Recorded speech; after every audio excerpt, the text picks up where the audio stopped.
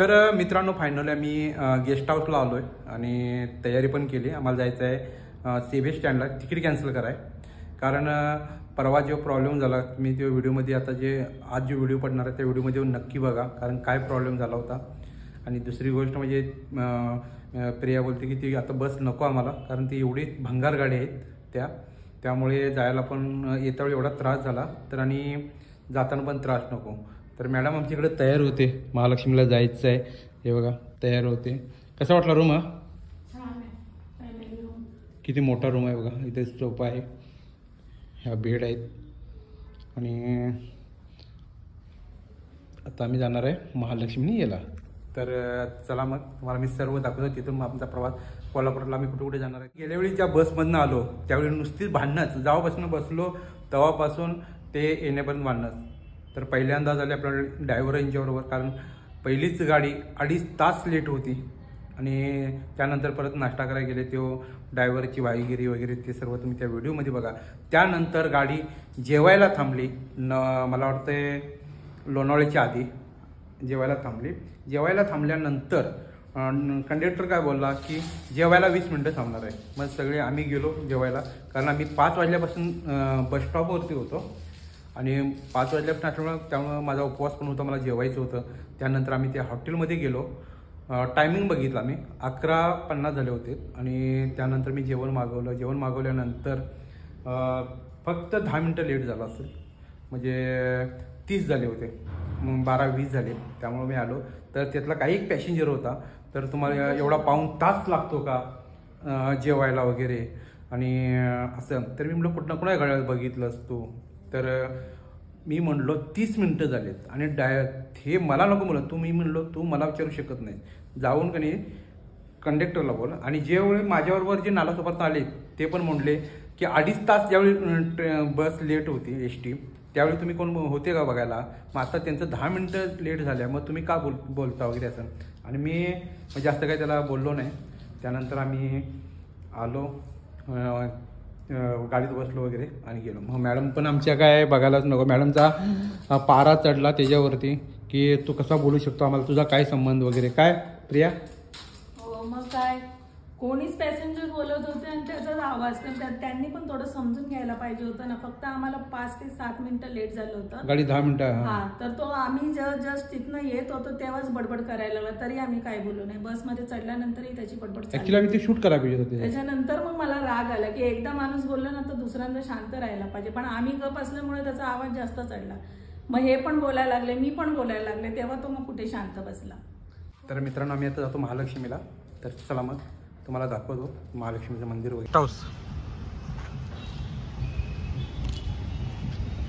किती मोठं guest house आहे बघा.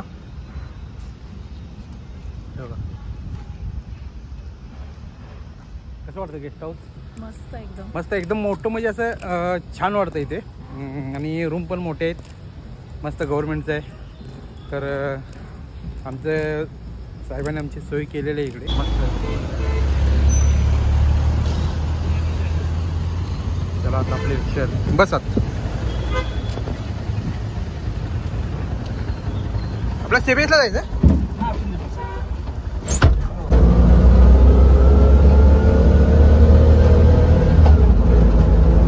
तिकीट कॅन्सल झालेलं आहे आमचं. आता बघूया ट्रॅव्हल्सचं मिळते का. तर चला मग हे आहे आमचं स्टँड. चला चला चला. फायनली मी ट्रॅव्हल्सचं तिकीट काढलं आहे बसचं कॅन्सल करून. तर आता मस्त मी चित्रपतीनं आपण उद्या जाणार आहोत. तर चला मग आता महालक्ष्मीला जायचं आपल्याला.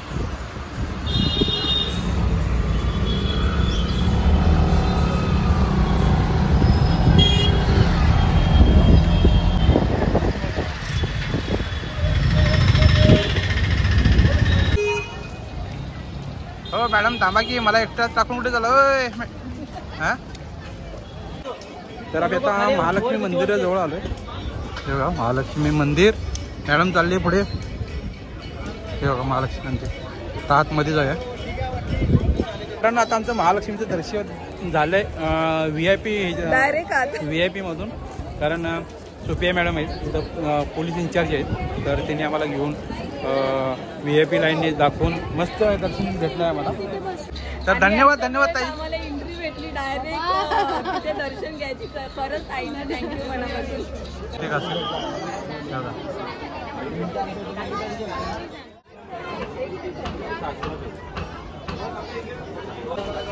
ते आपले कोल्हापुरी चप्पल आहे.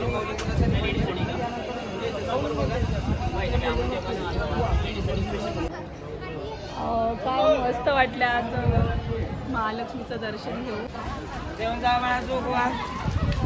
दादा देऊन जा दादा जोगवा.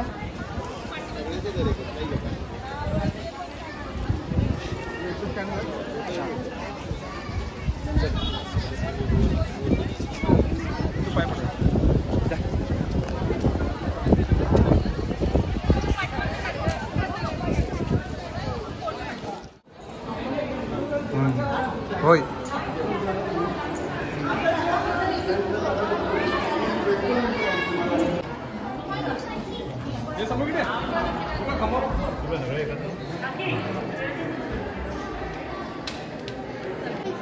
महाराजांनी बघ शाहू महाराज कासव होते. कासव मोठा आहे तिकडे पण आहे.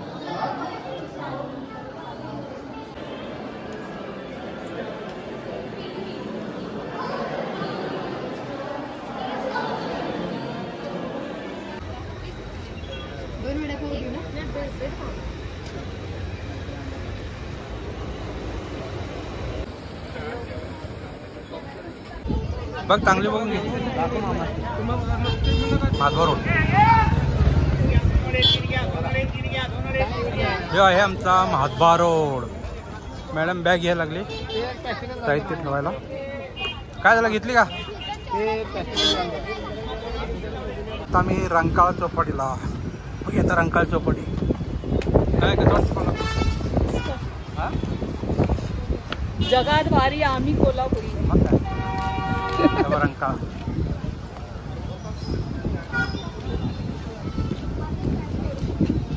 वाव.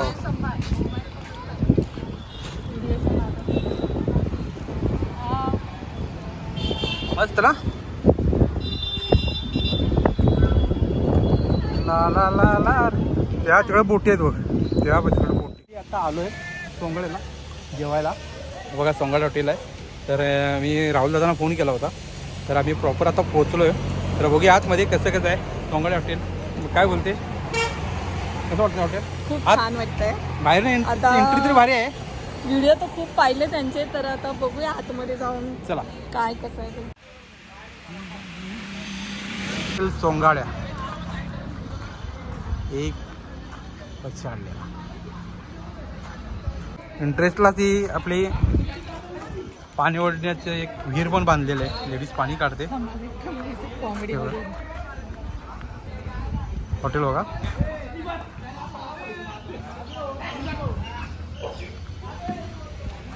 वृंदावन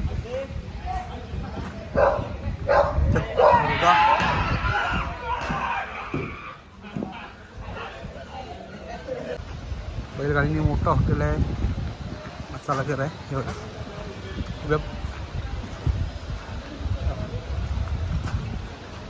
ए जाऊ नको नाही तर बैल मारतील तिकडे पुढे.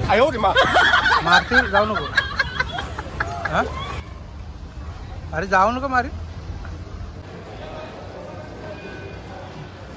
व्हिडिओ काढ.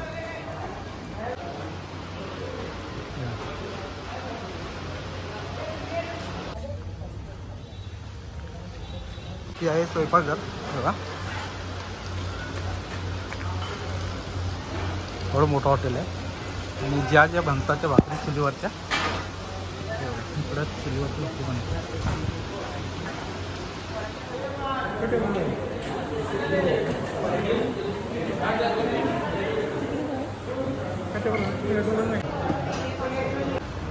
मटण थाळी आलेलं आहे. मित्रांनो आता आपण चालू करून गेट बघूया. कोल्हापूर झाला की सोंगाड्याशिवाय जेवण जायचं विषय हा एकदम क्वालिटी एक नंबर आहे. तर राहुल दादा आहेच आपल्या इथे. मराठी संस्कृतीचं दर्शन आणि गावाकडची चव तुम्हाला चाखायला मिळणार. हॉटेल सोंगाडे कोल्हापूरमध्ये आले की कळंबा रोडला म्हणजे आदमापूर जात्रा रोडला कळंबा गर्दी रोडला आपलं हॉटेल आहे. महालक्ष्मी मंदिरापासून 8 किलोमीटरवरती एकदा अवश्य भेट द्या. दादाने जेवल्यात तुम्ही जेव्हा यायला लागते. आणि कोल्हापूरला आल्यानंतर सोंगऱ्याला जेवायला यायला लागते म्हणजे यायला लागते. तुम्हाला इंटरेस्टच एकदम जी भारी आहे एकदम जबरदस्त. तर दादा खूप